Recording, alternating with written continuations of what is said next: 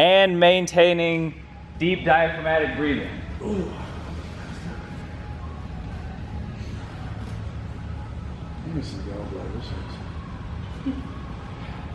You can also do this with kind of bent elbows if that's a little tricky on your shoulders. Obviously, we don't want to do anything to blow anything out of the water on the first 5 minutes.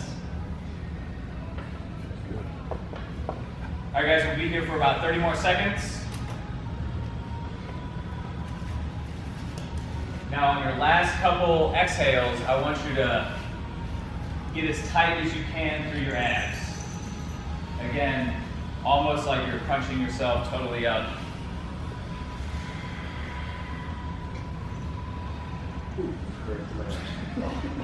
Good. All right, guys. So all else being equal, this is one of the kind of one of the standard warm-up drills that you can do for for your heavy lifting. It just helps to kind of reset the diaphragm, get you into thinking about your core and all that good stuff. So we're just going to flip right on over into a half kneeling hip flexor stretch position. So take your time coming off the wall. Come on up into this half kneeling position here.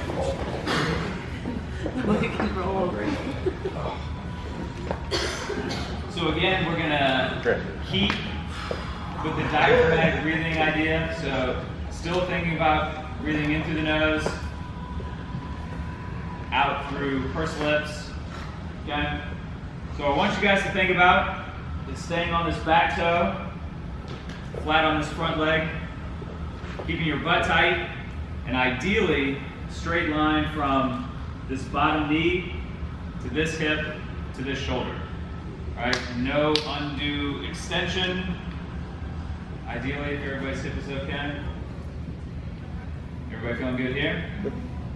So what we're going to do is continue this idea of mixing our mobility with our stability with our general motor control. So if this is no problem, I want you to think about doing is staying extra tall through your spine, taking this front foot and heel toeing in line with that front knee. You may or you may not be able to get totally in line, but essentially what we want to do is just narrow that base of support just enough to start turning on global stabilization through the whole body. So as we all probably know, with powerlifting, it's as much about your central nervous system as it is about your muscles and tendons and ligaments. Yeah, ideally. So what we're doing here is stimulating your entire system from the inside out. That comes from breathing, diaphragm activation, waking your central nervous system up with both stability and mobility here. So now you can heel toe your way out, and we'll switch sides.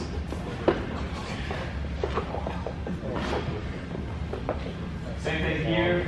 Squeeze your downside leg butt cheek and begin to heel toe your front foot in line with your back knee. Just as far as what you can control. Everybody feeling a good stretch here? Oh yeah, that's great. That's awesome. Good. So with a lot of this stuff, it's a big rabbit hole. There's a lot of things we can talk about as it applies to movement prep, mobility work, all that stuff. Probably everybody's familiar with foam rolling, lacrosse ball work, smashing your tissues, so to speak. All that stuff is really good, but it's kind of a piece of the pie, a piece of the mobility pie. And really what's important for long-lasting change, especially the stuff you want to consider when you're about to get under some heavy weights, is using your body to unlock the capability of your body, as opposed to smashing your IC band for concussions, so, which is fun too, but I don't think we have that fun with it. And then we'll heel toe yourself out and relax. All right, guys. Is anybody familiar with Chad Wesley Smith? Yep. If you were to ask him what you should do before every squat workout, those would be the two things: 90-90 wall breathing and hip flexor stretch that challenges your midline position. All right, guys. So now we're moving on into the dead bug. Is anybody familiar with the dead bug exercise? Simple enough. And again, it's a continuation on what we're doing. So we're building here. So still keep in mind your diaphragmatic breathing, still keep in mind your core activation. The dead bug is on your back. Your knees can be bent or legs straight, either one. But all I want you to do is to extend one leg in your opposite arm to touch the ground and then bring it back. Touch the ground with opposite heel, opposite thumb, and bring it back. Nice and slow. Opposite arm, opposite leg. So we're working this diagonal pattern. If you've never done this before, it might be a little bit tricky. But again, I want you breathing in through your nose, out through your mouth.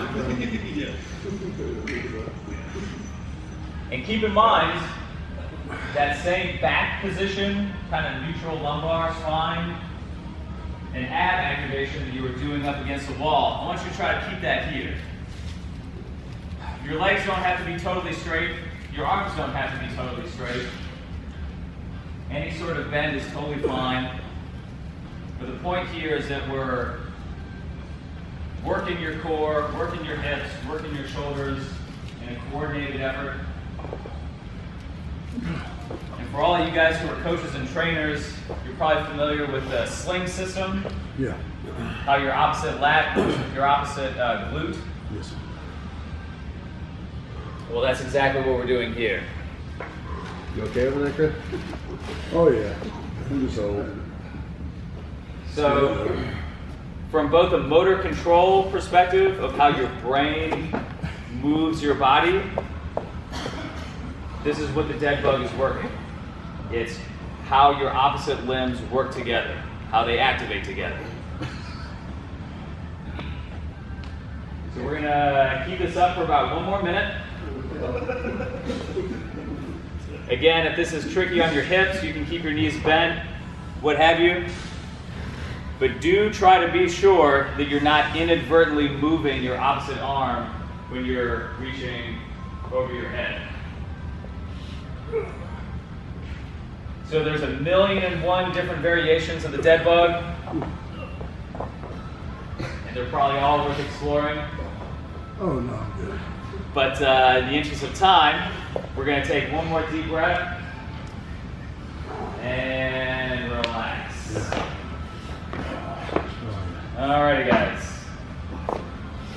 If anybody who has done the dead bug before and you want like maybe like a challenge, like from that, one of the best things to do is just take a Swiss ball, a stability ball, and actively push a stability ball or a medicine ball into your shin as you're reaching out with the opposites, right? Just to promote a harder core contraction there. All right, that's one of my favorites. All right, guys, now we're moving into the McGill Big Three. Anybody familiar with Stu McGill? The back mechanic. So if you guys obviously are powerlifters or interested in maximal strength training in a manner that is spine friendly, Stu McGill is a great resource, Dr. Stu McGill. And these are a few of the drills that he recommends that pretty much everybody do every day for back health. I'm not quite sure if I'm going to do them in the right order, but for our purposes, this is what I typically like to do. We'll start off in a side plank. And we're not going to do like a fancy yoga style side plank. We're just going to do something really, really simple that's really going to help you get into your obliques. So apart from the lats, The obliques are probably one of the most overlooked muscles in kind of powerlifting performance, especially as it applies to your squat. So what we're going to do is come down into a bent knee position, just like so. So both knees bent, heels to the butt. You're going to be down on one elbow. So what I want you to think about is pushing your top hip up to the sky, actively pushing down against the floor with your forearm. If this is tricky, you can also keep your top foot down like so. That's totally fine as well. Now what I want you to do is to take your free hand and actively poke your lower oblique. Make sure it's on. Make sure it's tight. Now, poke yourself just below your belly button. Make sure that's tight. That's good. Now this is going to be really tricky. Poke yourself in the top oblique. Make sure that is as hard as it can be. Yeah. Maybe. Could be. And relax. Alright, same thing on the other side.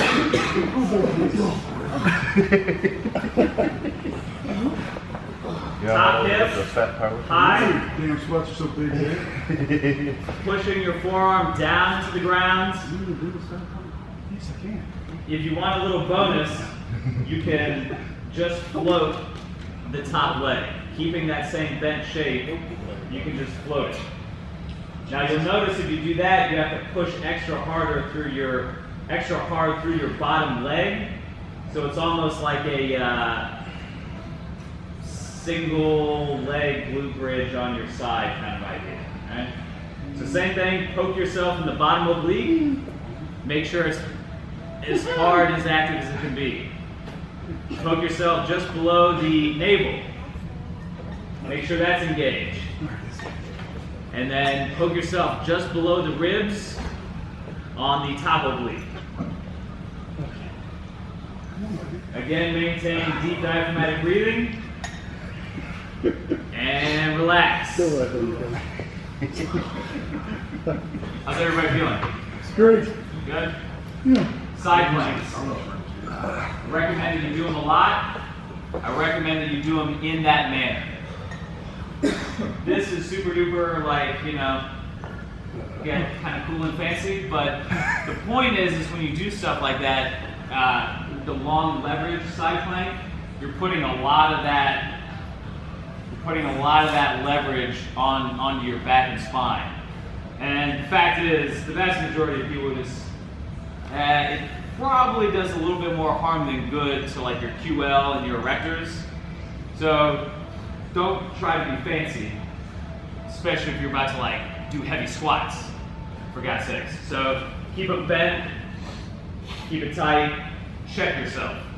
Always, you know, poking a muscle is kind of a way to activate it. So if you actively, you guys know the Okinawan strength technique? I've read about it. Yeah, it's just judo chopping yourself repeatedly, and that creates a kind of reflexive muscular activation. Okay, so that is the side plank. So that's the first of the McGill Big Three. The second is the, anybody have a guess? McGill crunch. Exactly. I was hoping that was 3. Is it 3? We switched sides. I was just. The McGill curl up. So this is a little, it's a little subtle. You gotta really be detail oriented with this exercise. The point of this drill, the McGill curl up, is maximal activation of your rectus abdominis, your six pack. Okay? So if you start feeling it anywhere else, just relax. But here's the setup. You're gonna come down your back, and this is probably the most important part. One knee is gonna be bent. The other leg is gonna be out straight, in line, not splayed out. You're gonna put your hands in your low back, all right? So what you're actually gonna be thinking about doing is leveraging against your hands. Does that make sense? So, from here, one leg bent, hands in low back. If this is safe on your shoulders, raise your elbows. From here, breathe diaphragmatically and bear down on your hands. And you should only come up about this high. Oh, wow. And you're going to hold for about 10 seconds and then switch legs. Practice this at your own pace. We're going to be here for about 2 minutes. Keep your neck relaxed. Keep your leg relaxed on the ground.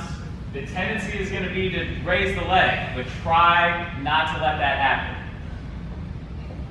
Because in this position, we want to turn off your hip flexors.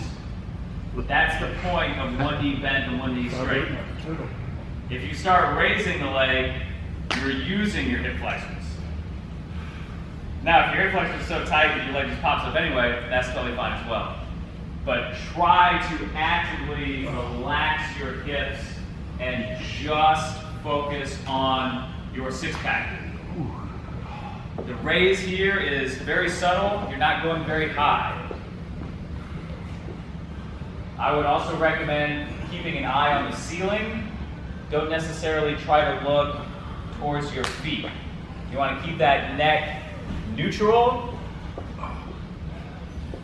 And also that longer neck will add a longer leverage to that core, so that makes the exercise a little bit more challenging. So just think about bearing down on your hands and allow the lift to happen. So if you guys ever have any like back issues or whatnot, this particular drill is usually one of the first lines of defense, so to speak.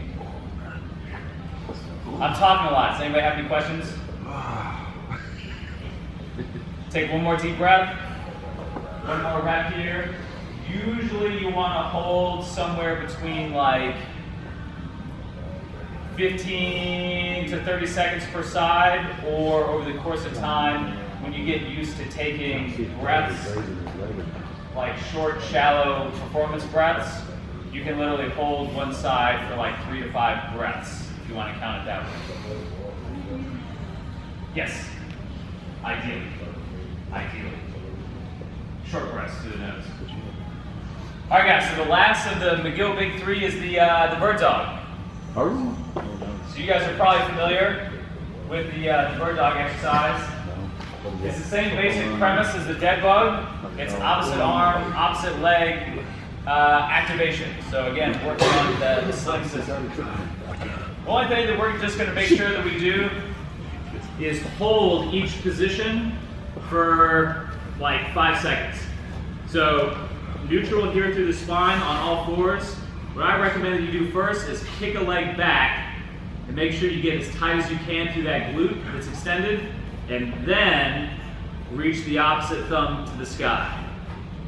Actively pushing your heel to the back wall so that that quad and that glute is hard as marble. And you're reaching that thumb as high as it'll go without extending your back. After you hold for about 3 seconds, slowly change sides. What's that? Yeah. So the heel is pushing to the back wall. Your hand is actively pushing against the ground. You're breathing through your nose, into your belly as much as possible. Holding for about 5 seconds apiece, and repeating. Again, we're just going to do this for about another minute. Your eyes are looking slightly in front of you. No need to crane the neck or anything like that. You can look straight down as well. Whatever helps maintain neutral spine. So when you're practicing this, on your own, to make sure you're not dumping through the hips, putting like a yoga block or even like a small weight plate on your lower back to make sure that it doesn't slip is a good way to check yourself to make sure that you're maintaining neutral spine. So just try a couple more reps.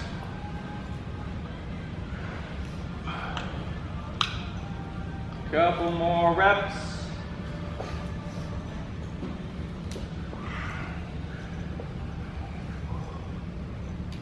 And then from there, we're going to move on to our next set of exercises, which are going to get into some high-intensity hip stuff. So, any questions so far?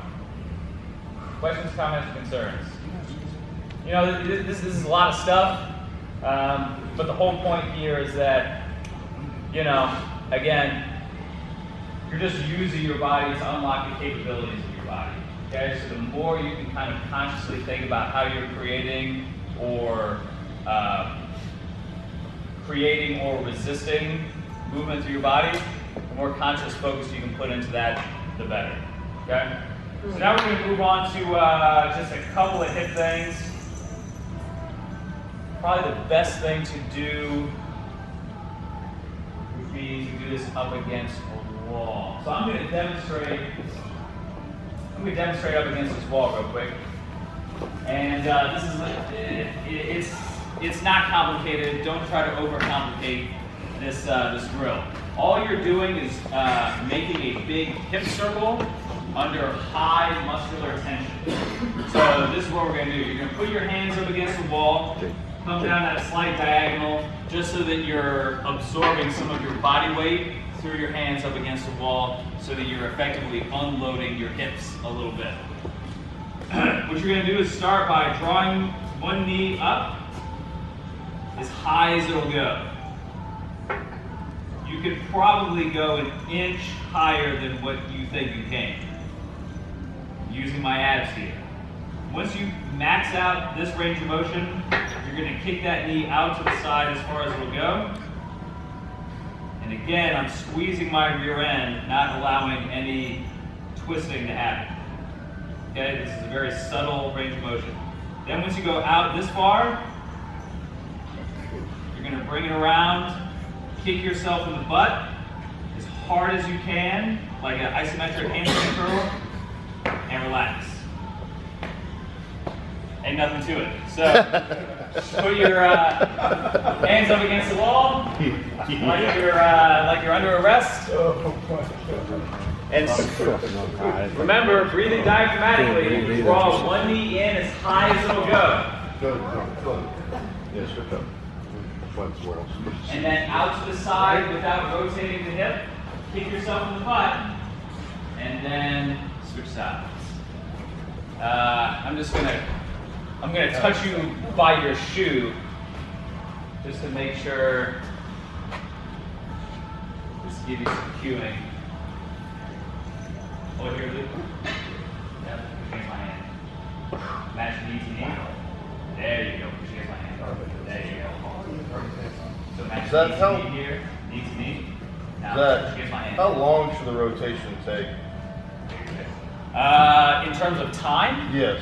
Like, how long do you want to hold each month at each position? Like 3 seconds. Okay. Yeah.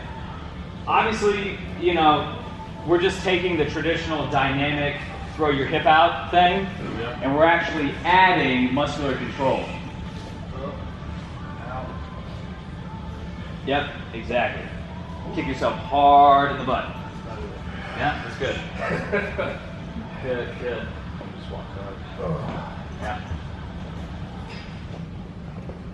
So once you hit about 3 on each side, you can relax.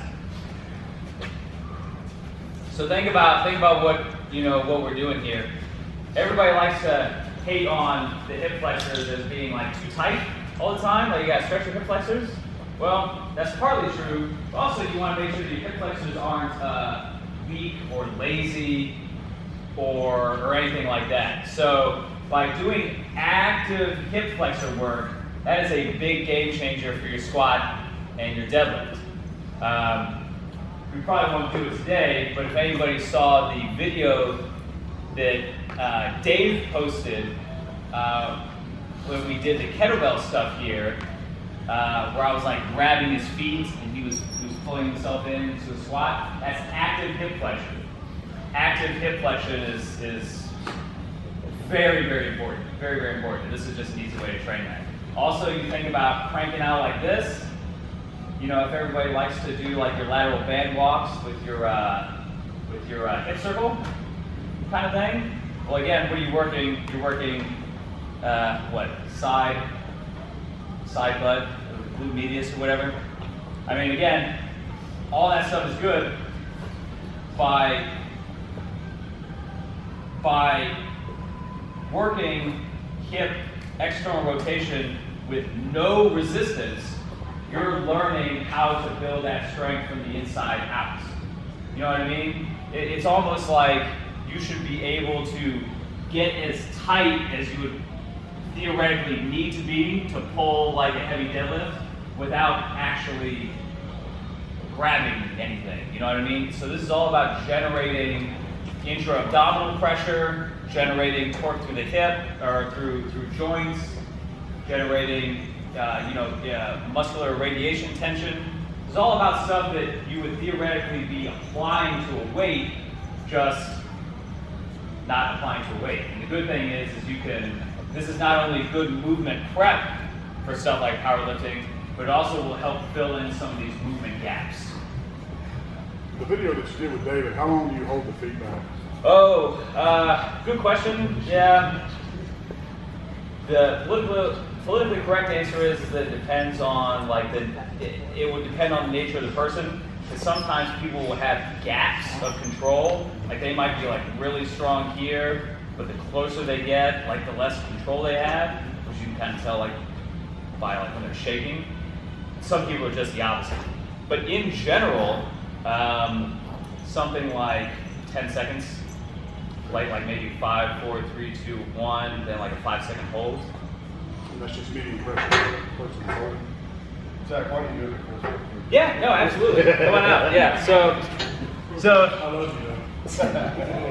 Oh, which way are you going now? Just right next time. Zach, don't worry about the timing, so we can always like said. Yeah, absolutely. So, if you guys really want to do this, if you really want to get up close and personal with your neighbor, this is a fantastic squat prep, and this is just another way to express what we just did here with active hip flexion. So again, remember when I said when you're in that 90-90 position, think about you just doing the squat. Just always bear in mind that, man, you're in the same body. Squats, deadlifts, bench, any other exercise that you're doing. Think about how the shapes that you get into in the gym apply to like other lifts. So even though some of the things that we're doing may not seem like, well, what the hell does this have to do with the bench press? Just consider that your body only moves in a certain finite number of ways, and it's just how you express those. So one of the things about a back squat is actively pulling yourself into the hole in order to drive yourself out, not just succumbing to gravity. So this is a way that we can help train that. So legs out, toes up. Now I'm going to hook his feet, and he's going to pull his knees into his chest. Keep going, keep going, keep going. Hold. So think pulling from the knees. Pull the knees. Don't worry about your feet. Hold here for 5, 4, 3. A little bit harder. There you go. 2, and now slowly out. Hopefully he didn't have a breakfast burrito this morning. We're going to do that. We're going to do that again. Right. And pull again. Good. Good. Now bring your knees slightly closer together. And keep pulling. Keep pulling. Keep pulling. Keep going. Keep going. As high as you can go. High as you can go. A little bit more. Now hold here for 5, 4. Bring your knees together a little bit. 3, 2, and slowly out. Oh, Jesus. Very good. Feeling good? Yeah, it's great. All right. It's as simple as that. Now, a lot of times, if you've got like, now again, I don't know anything about chiropractic or anything like that, but literally sometimes you'll do that to people, and the first second that they pull, their back will go. And a lot of times you'll be able to hear it, and you think you just killed them, and then they'll say, "Oh God, that feels so amazing."